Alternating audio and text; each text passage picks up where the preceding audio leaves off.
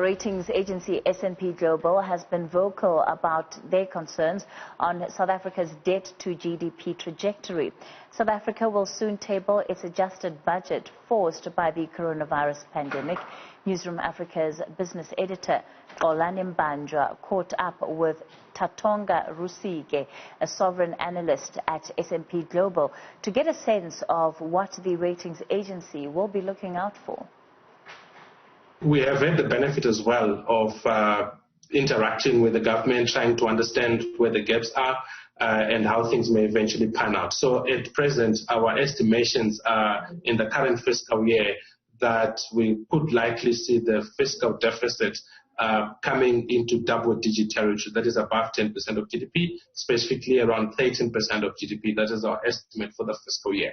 Now, what is important is how the government funds this escalated deficit. So there are quite a number of options, I think, being put on the table, which has been the standard market access between the domestic market as well as the international markets. Now that international markets are a little bit constrained, there's an option of getting funding from development banks, such as multilaterals, such as the IMF, that would help bridge that funding gap. So for us is to see how South Africa would be able to fund this higher deficit, at least in the current fiscal year, which is quite elevated, and how that translates into how much savings they can also make to try and reduce that deficit.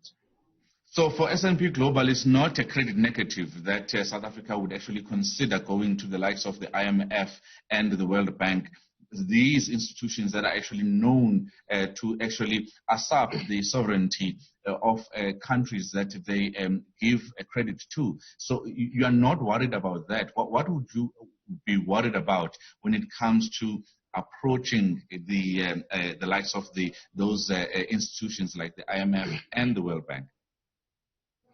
Yeah, I mean, it's not an easy question, let's put it this way. But what is happening in this current crisis is that South Africa has a window of opportunity of accessing cheaper financing from the multilaterals, specifically the IMF, that is related to the emergency responses of COVID-19. Generally, funding programs for the IMF go to low-income countries. South Africa is not a low-income country. If South Africa is unable to address some of its underlying structural issues, that is when you could see a country going to the IMF or other multilaterals to try and partner and strengthen the policy making or to get funding. So it's not for us that we endorse or otherwise about at the IMF, but what we often see in most countries, particularly in low-income countries, that where the IMF comes, particularly through funded programs and policy support, they can help to stabilize a deteriorating situation. But it does not take away the role that each individual country has to do in terms of policy adjustments. So going to the IMF on its own is not a solution of getting out of the crisis.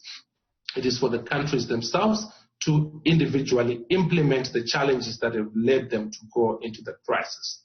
So there is a political debate in South Africa. It can continue, but the reality is the responsibility remains with the individual country, with the IMF or without the IMF.